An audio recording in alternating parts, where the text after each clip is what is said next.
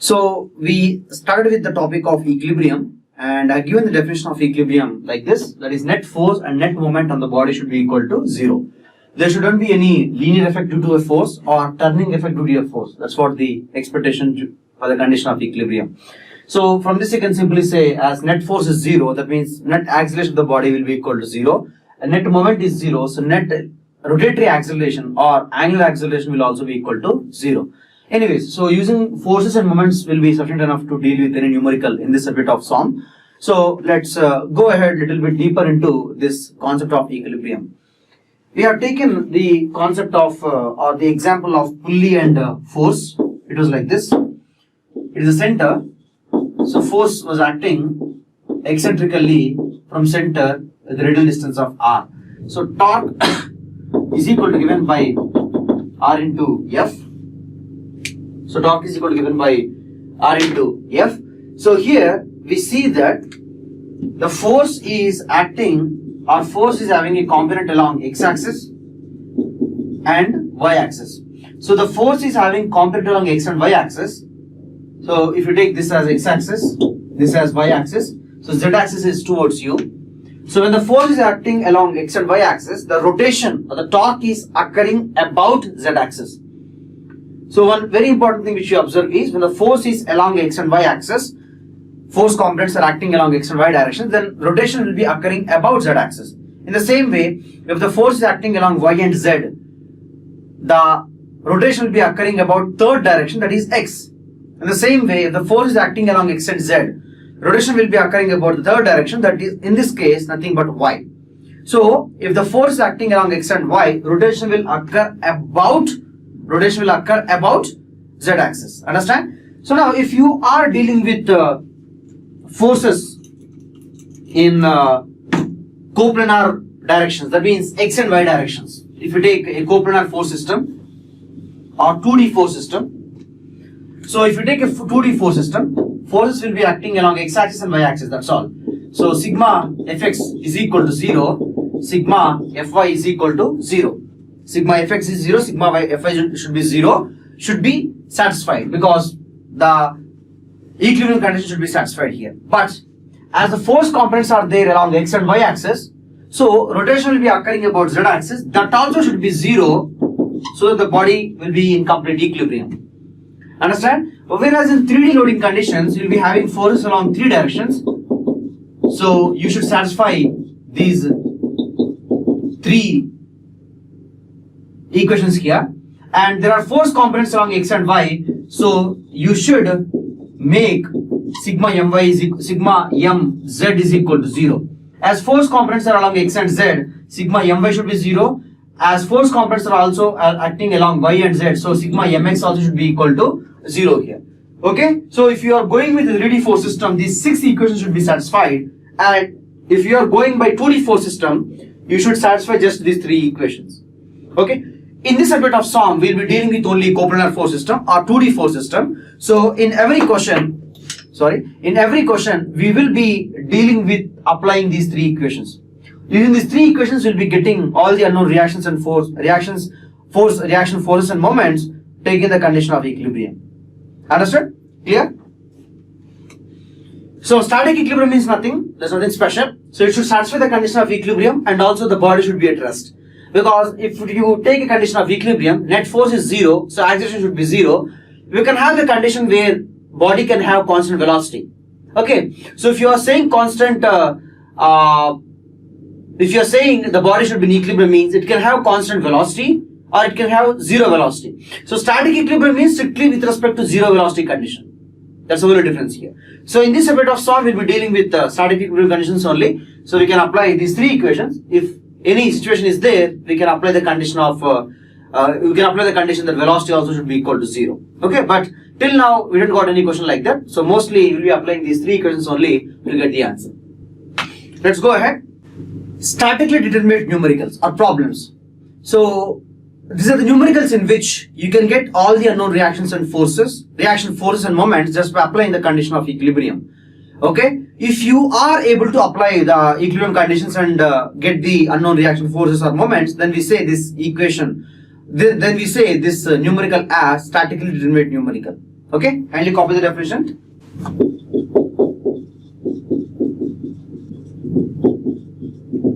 Kindly apply the equations of equilibrium and get these three values.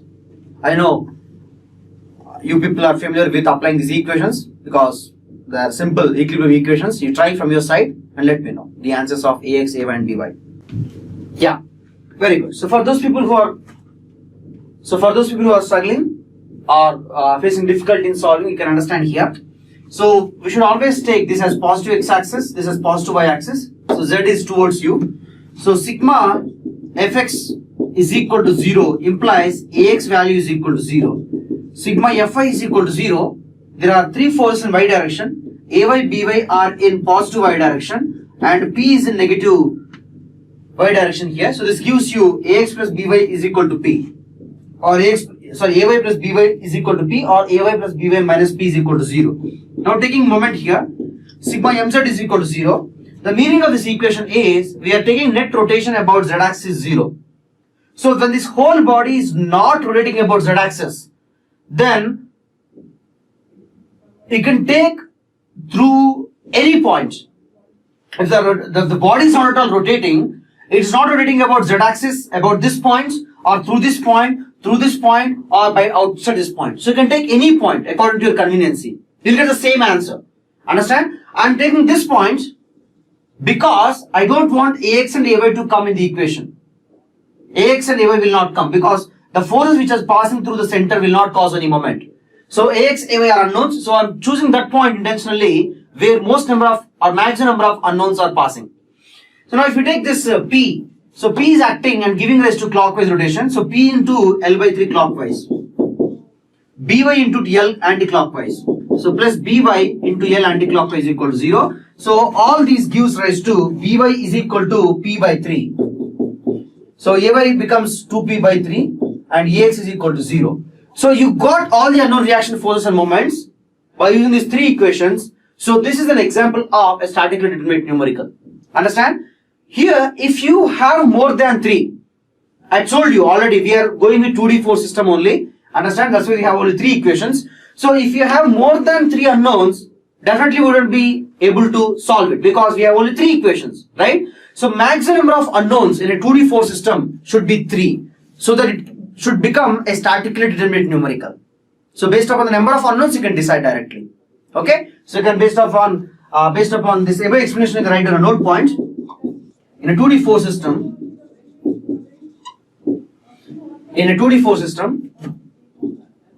okay? After this, I want you people to tell me, if you are going by 3D4 system, how many unknowns should be there at maximum, so that it should become a statically determinate numerical? May I know the answer? For a 2D4 system, I given the answer as 3. For a 3D4 system, how much should be this number? Can you guys tell me? Yeah, 6 numbers, because we have 6 equations, so we can maximum get 6 unknown values. So number of unknowns should be not go beyond 6. Okay? So after copying, you can take this question. Very easy question. So they're given a bar of uniform cross section. It's having a weight of 100 Newton. So we can say that weight is acting at the center because it's uniform cross section. So it is experiencing tensions T1 here and T2 here. So if you apply equilibrium condition, sigma fx as 0. So you'll get nothing because there is no equation. Sigma fy is equal to 0. We can apply T1 plus T2 minus 100 is equal to 0. Sigma mz is equal to 0. So again, you can take about any point. I can take about this point also, this point also, this point also, this point also, outside the body also, because the whole body is not at all rotating. So you can take about any point. Understand? Clear? So if I am taking about this point, I can say T1 into L by 2 clockwise, it is clockwise, is equal to 0. This gives you T1 is equal to 0. T2 value will become 100 Newton. Understand? So here Sanjay is asking the question that if they are extensible, then how we solve, sir? Okay. So I am reading out the question in that way. A bar of uniform cross section weighing 100 Newton is held horizontally using two massless and extensible inextensible strings of S1 and S2 as shown in the figure. So what is the answer if they both are extensible strings? Exactly. Challa Sanjay, same answer. Same answer will be there if they are extensible also. Okay? Same answer will be there if they are extensible also. But here we are understanding to keep this bodies in equilibrium, we should have tensions like this. Listen properly. Here, when they say or when they modify this question or ask this question regarding extensible strings, first of all they will say or they should give a condition how this rod going to be. I am going with the condition that after application of the tensions also or extension of the wires also, this rod will be in equilibrium and in horizontal direction. Understand? Okay, so you should go according to that condition here. But practically speaking, it may be possible, might not be possible. Okay, so because that question is not there. So if you go in that way, what happens is you will be getting T1 0 T2 is equal to 100 here. Now, if T1 0 T2 100, we can understand from this one that T1 is equal to 0 means that left wire will not elongate. Only right wire will elongate here. So here we should drop down this assumption that the bar will be horizontal only. The answer for this question will be same, T10, T2 100 here. I am going beyond that. So first of all, I thought that we should be going with the condition that it should be horizontal only. But later I am understanding that as T10, T2 is equal to 100, so we cannot go with that condition. So if they have given a question means they should not say the bar should be horizontal. So we got T10, T2 100 here because this is the output. Immediately force is applied, T10, T2 100 is coming up here. Now T10, T2 100 means the left bar will not elongate, it will be as that value only, but right bar will elongate. So this elongation delta 2 will be according to the equation T2L by area into Young's modulus of the wire. So the bar will become like this. So for that question, after asking tensions, they can ask you what is the elongation of the second wire, okay, what is the angle of twist theta or angle of twisting of the theta of this bar here, like this they can ask. I hope I haven't confused you because earlier I went with one condition and then later I had to drop it out because it was not tallying with the results coming up here. As far as tensions are concerned, for this question nothing will change because tensions are immediately inputs. Okay, after production of tension, extensions will be produced. If you say inextensible, extensions are 0. If you say extensible, this way extensions will happen. Extension will happen. Okay, Sanjay?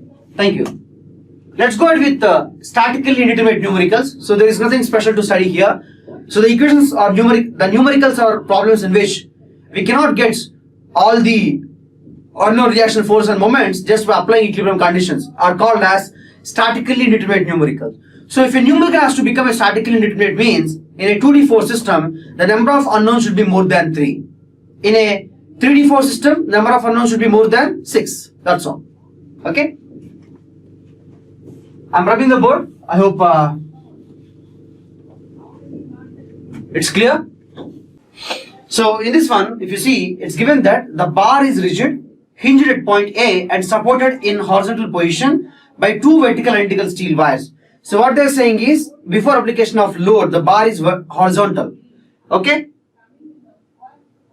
By 2 identical steel wires. They used the material as steel. So they are indirectly telling that they are extensible strings. Okay, because we don't have rigid material, so every material will undergo some elongation. Neglect that weight of the beam, tension T1 and T2 induced in the wires by a vertical load P applied as shown R.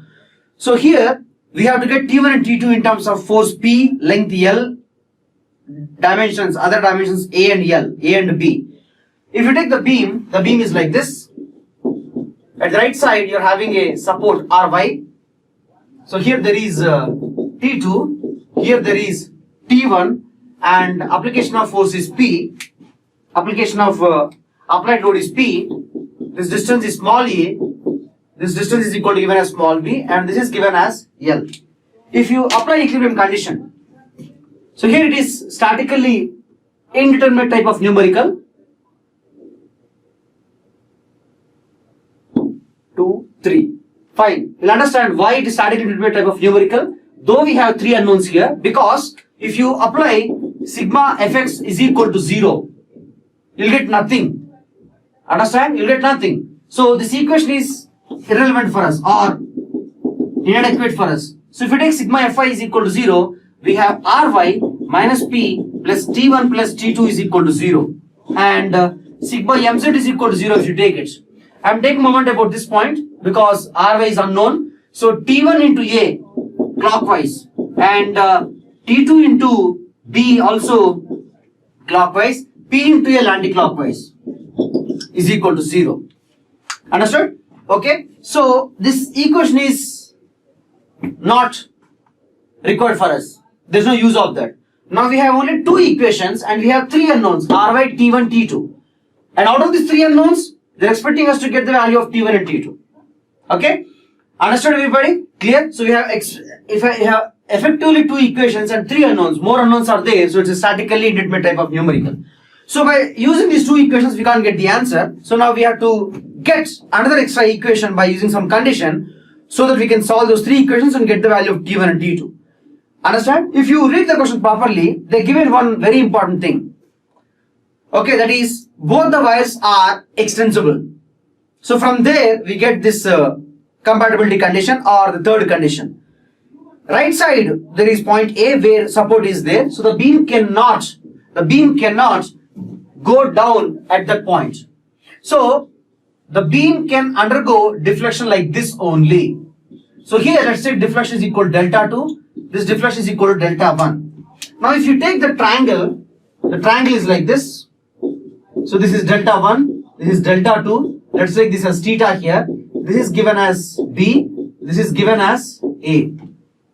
Now you can say that tan theta value as delta by B, delta 2 by B, also delta 1 by A, both are same.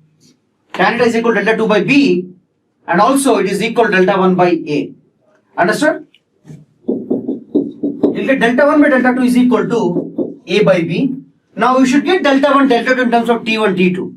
Delta 1, delta 2 are nothing but tensile elongations due to application of T1, T2 respectively on those respective strings. Delta 1 can be written as T1 into length of the string by area into elongation of the string. Delta 2 is equal to T2 into L by area into Young's modulus of the string. Because they said both are identical steel wires, area, Young's modulus, length should be same. And both are made up of same material steel, so Young's modulus should be same. So from these two, we can say delta 1 by delta 2 is equal to T1 by T2, which is equal to small a by small b.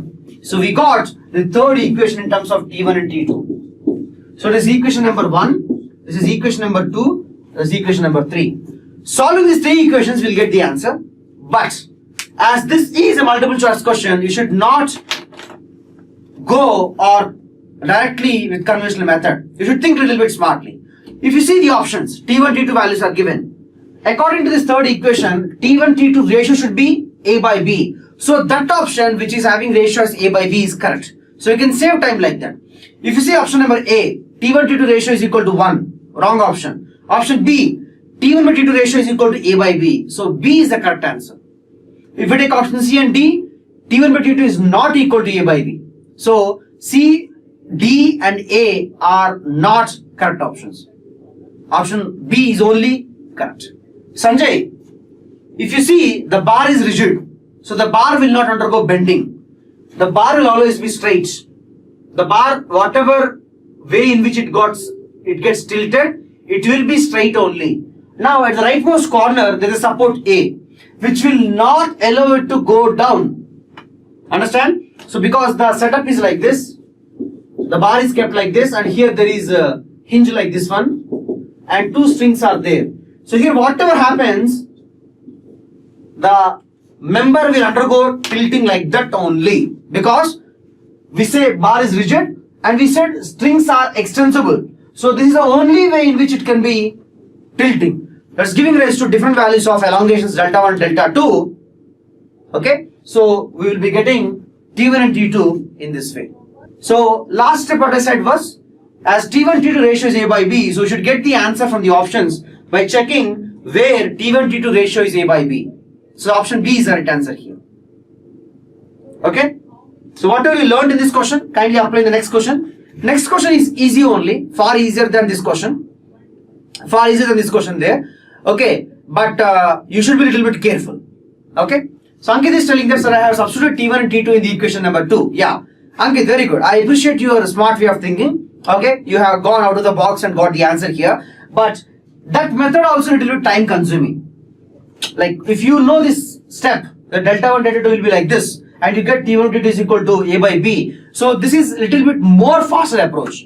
And why I suggest you to go by this step is because not in every question you will be able to get answer just by using equilibrium statically determinate numericals only. We should know what is the third condition. And we call this third condition as compatibility condition. So compatibility condition means like based upon the situation in the loading condition, we derive an expression. So here we say it's given in the question that the beam is rigid and it's going to be bending like this only. So it's giving rise to delta 1, delta 2 in this way. So we are going in this way. Understood? Ankit, if you are able to get the answer in this way by using these two equations, that's fine there. But substituting every option, it's definitely time consuming. But if you do this step, one extra step, you can simply say T1 by T2 ratio should be A by B. You can simply get the answer. Fine? Okay? Kindly go ahead with the next question. Okay, it's given that the rigid bar is supported by a spring as shown in the given figure. The deflection of the point B will be. So we have to get the value of deflection in the point B, rightmost corner. So here if you see, there is a spring acting at the middle point. Okay, so and you know the formula for spring force. So if the expansion of the spring is delta, spring force formula will be K delta. Understood? So if you take that, it's like this. So here K delta will be there. Okay. And here applied force is 500 Newton. And K is equal to given by 50 Newton per millimeter. So this can be written as 50 into 10 cube Newton per meter. Understand? So K delta is the force here. So this will be giving rise to bending like this. Okay, so K delta will be acting like that, and 500 Newton force will be acting like downward like this. So if you would like to get the value of delta here, delta at point B, so we should know the value of delta here. So from tan theta we can say, as these lengths are L only, delta by L is nothing but delta B by 2 into L. So after getting the value of delta, delta B is nothing but twice of that. So let's get the value of delta. So here we can get the value of delta just by applying equilibrium equation, which is net moment is equal to 0. That itself is sufficient. We don't need to take AX and AY values or reaction forces at the point A. So taking mz is equal to 0 about point A here, K delta into L anti-clockwise, 500 into 2L clockwise is equal to 0. This gives you KL is equal to 500 into 2. So 500 into 2 is equal to 1000. So K delta is coming out to be 1000. So you have K is equal to 15 to 10 cube. So delta will come out to be 1 by 50 meters. It is nothing but 1000 by 50 millimeters. So delta is equal to 20 millimeters, but we are concerned in getting delta B. So delta B comes out to be 40 millimeters. Clear?